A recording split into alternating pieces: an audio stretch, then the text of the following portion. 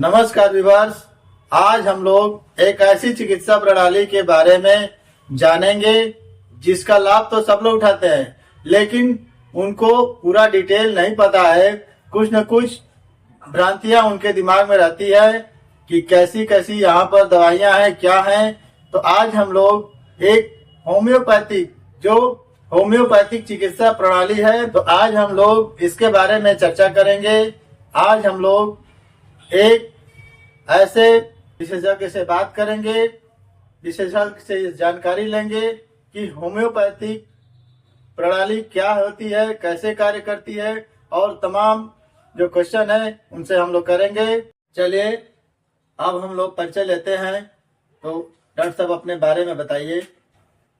नमस्कार, मैं doctor ration Gupta, homeopathic चिकित्सा विशेषज्ञ। डॉक्टर साहब होम्योपैथिक के बारे में बताइए, उसका कुछ इतिहास बताइए ताकि पब्लिक उसको समझ सके कि होम्योपैथी की शुरुआत कब हुई, कैसे हुई, किन परिस्थितियों में हुई, और किन लोगों ने होम्योपैथी को आगे बढ़ाने का प्रयास किया है। होम्योपैथी का आविष्कार जर्मनी के डॉक्टर सैमुअल हैनीमन ने 1790 में किया था। डॉक्टर हैनीमन 1779 में एमडी की उपाधि हासिल किए और उसके बाद फिर चिकित्सा का कार्य प्रारंभ किया। डॉक्टर हैनीमन इस चिकित्सा के कार्य को बहुत दिनों तक नहीं जारी रख सके। कारण ये था कि उस समय चिकित्सा पद्धति में जो दवाइयां प्रयोग की जाती थी उनका बहुत साइड इफेक्ट हुआ करता था। साथ ही कुछ बहुत ही कष्टप्रद प्रक्रियाएं की जाती थी, जैसे कि ब्लड लेटिंग, कॉटराइजेशन, लीचिंग। ये सब पद्धतियां उस समय प्रचलन में थी जो रोगियों को बहुत ही कष्ट देती थी और फायदे के स्थान पर नुकसान ज्यादा हुआ करता था। इन्हीं कारणों से डॉक्टर हैनीमन 1784 में चिकित्सा का कार्य छोड़ने का निर्णय लिए और जीविकोपार्जन के लिए विभिन्न भाषाओं से दूसरे भाषाओं में ट्रांसलेशन का कार्य करने लगे। इस ट्रांसलेशन के कार्य करने के समय हैनीमन एक बार कलेंस की मैटेरिया मेडिका का ट्रांसलेशन कर रहे थे और उसी समय उनके मन में एक विचार आया और यही विचार आगे चल करके होम्योपैथी जैसी महान चिकित्सा पद्धति के रूप में जन्मी। डॉक्टर हैनीमन के बाद होम्योपैथी में उनके अनेकों फॉलोअर्स आए, जैसे doctor Hering, doctor Boenninghausen, doctor Kent, doctor Boericke, doctor Burnett इत्यादि। इन लोगों ने डॉक्टर हैनीमन के कार्यों को और आगे बढ़ाया। डॉक्टर साहब ये बताइए कि होम्योपैथिक जो चिकित्सा प्रणाली है कैसे कार्य करती है और इसके सिद्धांत क्या हैं। डॉक्टर हैनीमन अनेकों ऑब्जर्वेशंस और एक्सपेरिमेंट्स के बाद एक सिद्धांत का प्रतिपादन किए जिसको लॉ ऑफ सिमिलर्स या सिमिलिया सिमिलिबस क्यूरेटर कहा गया। सिमिलिया सिमिलिबस क्यूरेटर का मतलब होता है समान रोगों को समान रोगों के द्वारा ठीक किया जाना, या दूसरे आसान शब्दों में आप कहें तो ये कहा जा सकता है कि जैसे लोहा लोहे को काटता है। इसी सिद्धांत पे होम्योपैथी की दवाइयां काम करती हैं। होम्योपैथी का सिद्धांत है कि सिमिलर चीजों से सिमिलर चीजों को काटा जा सकता है, यानी जैसे लोहा लोहे को काटता है, वैसी सिद्धांत पर होम्योपैथिक का आविष्कार हुआ है। तो हम लोग डॉक्टर साहब से अगला क्वेश्चन करते हैं।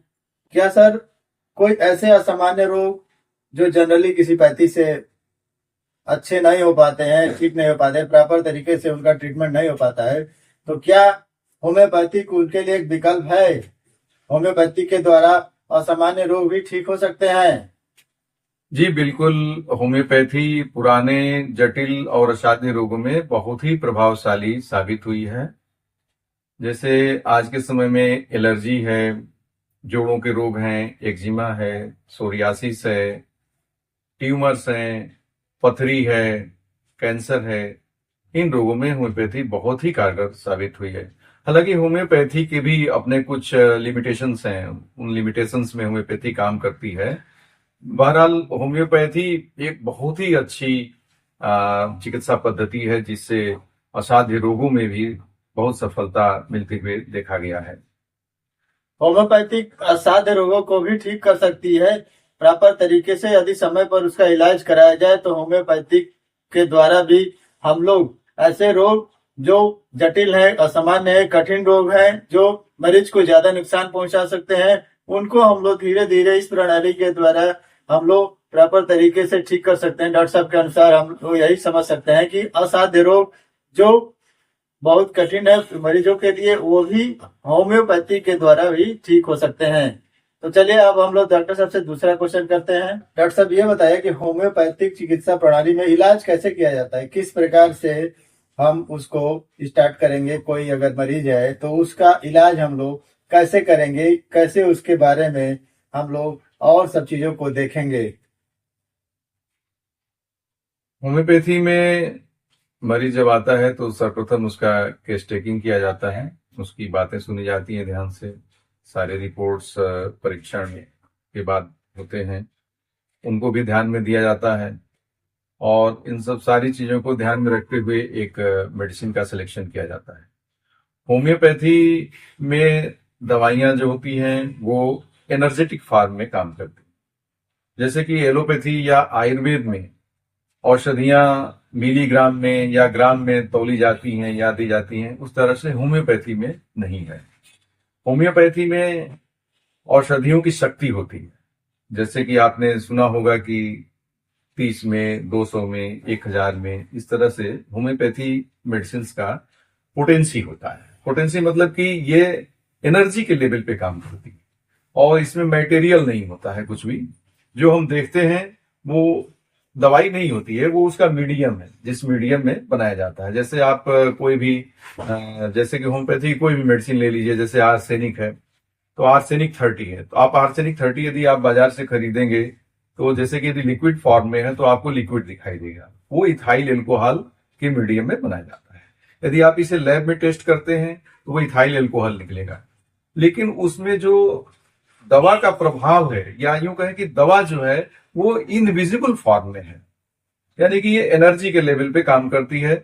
उसी तरह जैसे कि हम किसी भी एनर्जी को हम देख नहीं सकते हैं, उसका अनुभव कर सकते हैं। जैसे लाइट है, हीट है, इसका हम कोई इसमें वेट नहीं होता है, मटेरियल नहीं होता है। उसी तरीके से होम्योपैथी भी इनविजिबल फॉर्म में रहते हुए, एनर्जी के रूप में रहते हुए हमारे सिस्टम को प्रभावित करते हैं। होम्योपैथी में हम लोग ग्राम मिलीग्राम के अनुसार दवाइयों को नहीं देख सकते हैं। दवाइयों के पावर के अनुसार, दवाइयों की शक्ति के अनुसार हम लोग उसका इलाज करते हैं, जैसे डॉक्टर साहब ने बताया। तो चलिए डॉक्टर साहब से अब दूसरा क्वेश्चन हम लोग करते हैं। क्यों डॉक्टर साहब, तैयार है ना? हाँ जी। डॉक्टर साहब बताइए कि क्या सभी प्रकार के होम्योपैथिक इलाज जो हैं सबके लिए सुरक्षित है, या बच्चे हो, बूढ़े हो या कोई महिलाएं हैं, क्या सबके लिए यह एक सेफ प्रणाली है जिससे किसी भी रोग का उपचार किया जा सके? जी हाँ, होम्योपैथी एक बहुत ही सुरक्षित चिकित्सा पद्धति है जिसमें दवाओं से नुकसान होने के चांसेस बहुत ही कम होते हैं। परंतु कोई भी दवा बिना चिकित्सक के परामर्श के आप न लें, क्योंकि दवाओं के सिलेक्शन में, दवाओं के पोटेंसी में, दवाओं के रिपुटेशन में यदि नियमों का ध्यान नहीं दिया गया तो नुकसान होने के चांसेस होते हैं। होम्योपैथिक चिकित्सा प्रणाली में कोई भी दवा जो है, ऐसा नहीं कि मरीज जाकर दवा स्टोर से खरीद कर और अपने से ही अपना इलाज करने लगे, उसको डोज के बारे में जानकारी नहीं रहेगी तो हो सकता है कि वह नुकसानदायक हो सकता है। तो डॉक्टर साहब से अब हम लोग दूसरा क्वेश्चन करेंगे, अगला क्वेश्चन करेंगे डॉक्टर साहब से। डॉक्टर साहब, क्या ये जो है होम्योपैथिक जो प्रणाली है, ये जानवरों पर, जैसे घर घर में जो पाए जाने वाले, जो घर पर रखे जाते हैं जानवर, उनके लिए भी कारगर है क्या? जी हाँ, जानवरों पे भी होम्योपैथी बहुत ही असरदायक है और पौधों पे भी ये काम करते हुए पाई गई है। बहुत वैज्ञानिकों ने इस पे काम किया है, अच्छे रिजल्ट्स मिले। यानी कि मनुष्य के साथ साथ जानवर और वनस्पतियों पर भी हम इस प्रणाली का प्रयोग कर सकते हैं। जी हाँ, बिल्कुल कर सकते हैं। जी हाँ। डॉक्टर साहब ये बताइए कि यदि कोई मरीज है, बीमार है, परेशान है, किसी और पैथी से इलाज करा रहा है और चाहता है कि वो होम्योपैथी का भी कुछ लाभ ले, और पैथी के साथ साथ होम्योपैथी को भी वह आप अपनाना चाह रहा है, उसका प्रयोग करना चाह रहा है कि कहीं कैसे भी, क्योंकि मरीज का क्या उद्देश्य है कि वह, उसका उद्देश्य क्या है कि ठीक हो जाए, किसी तरीके से ठीक हो जाए। तो क्या किसी और पैथी के साथ साथ होम्योपैथी का इलाज संभव है सर? जी हाँ, संभव है, क्योंकि बहुत बार ऐसा देखा गया है कि जैसे ब्लड प्रेशर या डायबिटीज या किसी अन्य गंभीर बीमारी से रोगी ग्रसित होता है और उसका इलाज पहले से चलता आ रहा है, तो उस परिस्थिति में कोई ऐसी बीमारी उत्पन्न हो जाती है जो अन्य चिकित्सा पद्धतियों से ठीक नहीं हो रही हो, तो इस तरह के रोगियों का इलाज होम्योपैथी से किया जा सकता है और वो अपने पहले जो दवाइयां ले रहा है उसे वो कंटिन्यू कर सकता है। इसका कोई दुष्प्रभाव नहीं पड़ेगा? नहीं, इसका आमतौर पे कोई दुष्प्रभाव पड़ता हुआ नहीं दिखा है अब तक। यानी कि डॉक्टर साहब होम्योपैथी का कोई दुष्प्रभाव नहीं है, ऐसा आप कह रहे हैं कि कोई इस प्रकार का दुष्प्रभाव पड़ता है? आमतौर पे यदि होम्योपैथिक सिद्धांतों का पालन किया जाए और एक कुशल चिकित्सक के देखरेख में इलाज कराया जाए तो आमतौर पे इसकी संभावना बहुत ही कम होती है। सर ये बताइए कि इस प्रणाली में जैसे कोई ऑपरेशन वगैरह हुआ, इस तरह का कार्यक्रम होता है कि नहीं? जैसे कोई मरीज है, उसका ऑपरेशन करना हो, तो क्या यह संभव है? होम्योपैथिक में ऑपरेशन संभव है? होम्योपैथी में एमएस की पढ़ाई नहीं होती है। एमएस मतलब मास्टर ऑफ सर्जरी, तो बड़े ऑपरेशंस तो एमएस द्वारा ही किए जा सकते हैं, जो एलोपैथिक सिस्टम के चिकित्सकों के लिए है। होम्योपैथी में आप हल्के फुल्के सर्जरी कर सकते हैं। बैचलर लेवल पे सर्जरी की भी पढ़ाई दी जाती है, इसमें पढ़ाई की जाती है। सर ये बताइए कि होम्योपैथिक से आप कितना संतुष्ट है? क्योंकि एक डॉक्टर जब संतुष्ट रहेगा तभी जाकर मरीज संतुष्ट रह पाएंगे, तो आप कितना संतुष्ट है ये बताइए। होम्योपैथी को कहा जाए तो यह एक वरदान की तरह है और होम्योपैथी के बगैर जीवन संभव नहीं है। आए दिन इस तरीके की बीमारियां होती रहती हैं जो कि अन्य चिकित्सा पद्धतियों से ठीक होने में मुश्किल आते हैं, जल्दी ठीक नहीं होती हैं। होम्योपैथी में उन रोगों से हम बहुत आसानी से कम खर्च में, कम कष्ट में ही हम ठीक हो जाते हैं।